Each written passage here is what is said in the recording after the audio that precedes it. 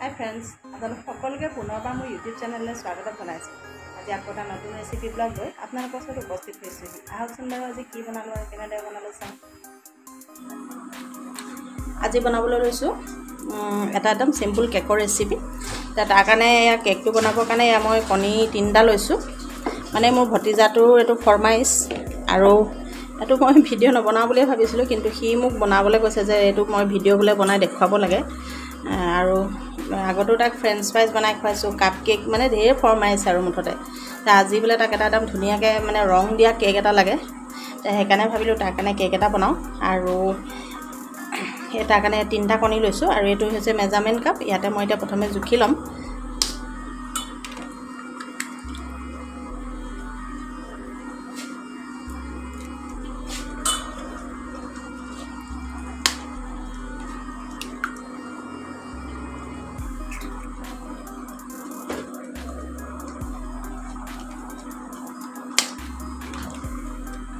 আৰু এটি ডাঙৰ হৈছে ভাগিনেটি, সিও লাহে লাহে এনেকৈ ফৰমাইজ কৰিব। আৰু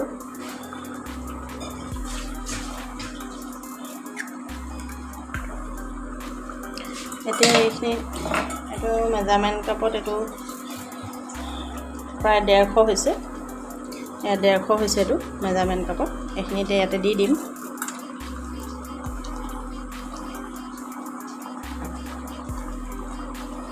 আৰু এডালে মই এতিয়া এইখিনি এনেকৈ ফিটি ল'ম।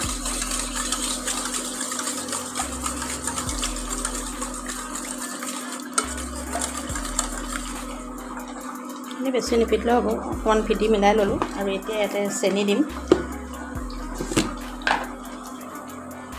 এতিয়া চেনিও এইটো জোখতে দি দিছোঁ, পূৰা 150 অকণমান দি দিছোঁ। পূৰা সেইটো জোখতে দিছোঁ ইয়াত।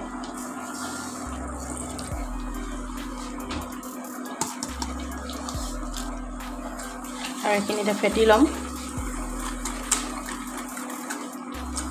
মানে এইখিনি একদম পূৰা চেনি দানাটো ইয়াত মিহলি হৈ যোৱালৈকে ফেটিব লাগিব। এইখিনি পূৰা ফেটি লওঁ, তাৰপিছত আপোনালোকক আকৌ দেখুৱাম। এইখিনি চব পূৰা ধুনীয়াকৈ একদম ফেটি লোৱা হৈ গৈছে ইয়াত। আৰু এতিয়া মই ইয়াতে দি দিম এয়া ময়দা। সেইটো মই পূৰা একে জোখতে লৈছোঁ, একেটা 150 গ্ৰাম। এতিয়া মই এতিয়া দি দিম ময়দাখিনি। আৰু সেইটো অনুপাতে দিম মই বেকিং পাউডাৰ। এয়া 1 চামুচ দিছোঁ, আৰু এয়া আধা চামুচ।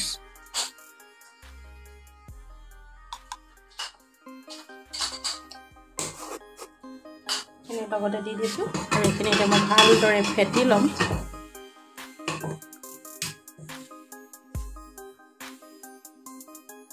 আৰু আকৌ মই একেটা জোখতে এয়া দি দিছোঁ ৰিফাইন।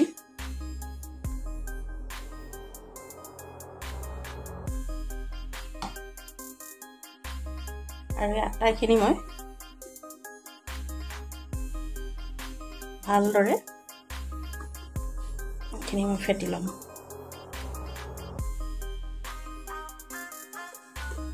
এইখিনি চাওক, এইখিনি এতিয়া মই পূৰা ফেটি লোৱা হৈ গৈছে। এইখিনি খুব ধুনীয়াকৈ মই ফেটি লৈছোঁ।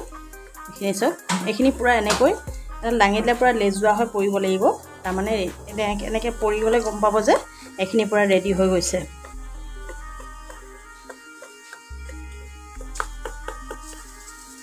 আৰু এতিয়া মই ইয়াৰ কেকটো বনাবৰ কাৰণে এতিয়া পাত্ৰ এটা লৈছোঁ, এইটো টিফিন এটা। আৰু ইয়াতে মই কাগজ এখন দি দিছোঁ, মই বাতৰি কাগজে দিছোঁ, আপোনালোকে প্লেইন কাগজো ল'ব পাৰে। আৰু ইয়াতে মই ৰিফাইন দি দিছোঁ, পূৰা চাইডে টাইডে সানি। ৰিফাইন পূৰা ধুনীয়াকৈ এইটো সানি পেলাইছোঁ। আৰু এতিয়া মই এইখিনি ইয়াতে ঢালি দিম। আৰু লগতে যিহেতু ইয়াত মই কালাৰ কৰিম, দিয়ক ৰ'ব। ইয়াতে এতিয়া কালাৰ দি দিম। সৰহকৈ দিছোঁ, সৰু ল'ৰা নহয়।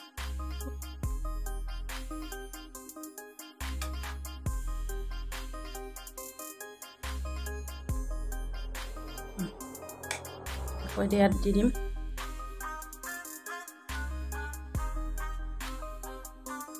আকৌ ইয়াতে দি দিম এয়া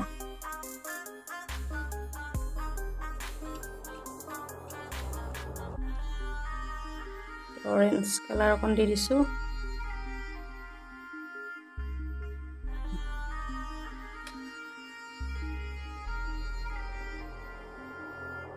অকণমান আকৌ গ্ৰীণ দি দিছোঁ।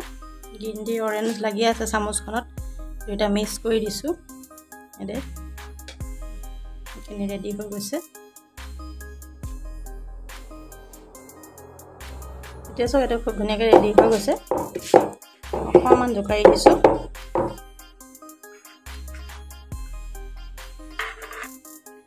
ইয়াত এতিয়া মই এইখিনি কুকাৰত মই বনাম।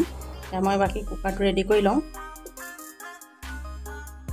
এতিয়া 5 লিটাৰ কুকাৰটো পাতি দিছোঁ আৰু ইয়াতে দি দিছোঁ এখন জালনা এখন দি দিছোঁ এনেকুৱা।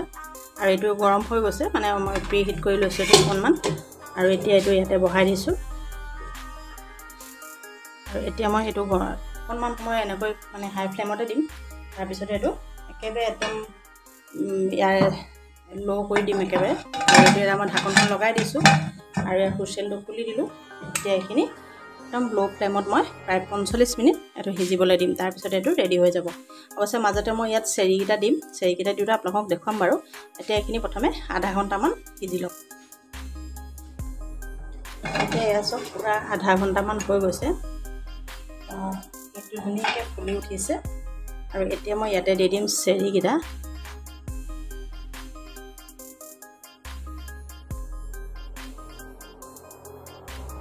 চেৰিকেইটা ইয়াতে লগাই দিম। যিহেতু গৰম হৈ আছে কেকটো যথেষ্ট, লগাওঁতে অকণমান সাৱধান হ'ব লাগিব।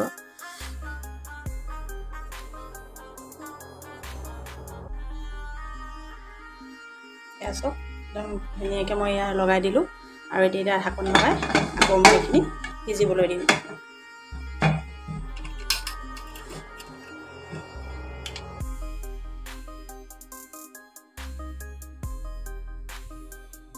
এতিয়া মোৰ কেকটো পৰা 45 মিনিটমান হৈ গৈছে। আৰু এয়া কাঠি এটা লৈছোঁ কেকটো সিজিলে নে চাবৰ কাৰণে। এয়া চব কোনো ধৰণৰ এয়া লাগি অহা নাই, তাৰমানে কেকটো সিজি গৈছে। আৰু এতিয়া মই গেছটো অফ কৰি দিম আৰু এয়া ঠাণ্ডা হ'বলৈ দিম। ঠাণ্ডা হোৱাৰ পিছত আপোনালোকক মই চাৰ্ভিং বলত চাৰ্ভ কৰি দেখুৱাম।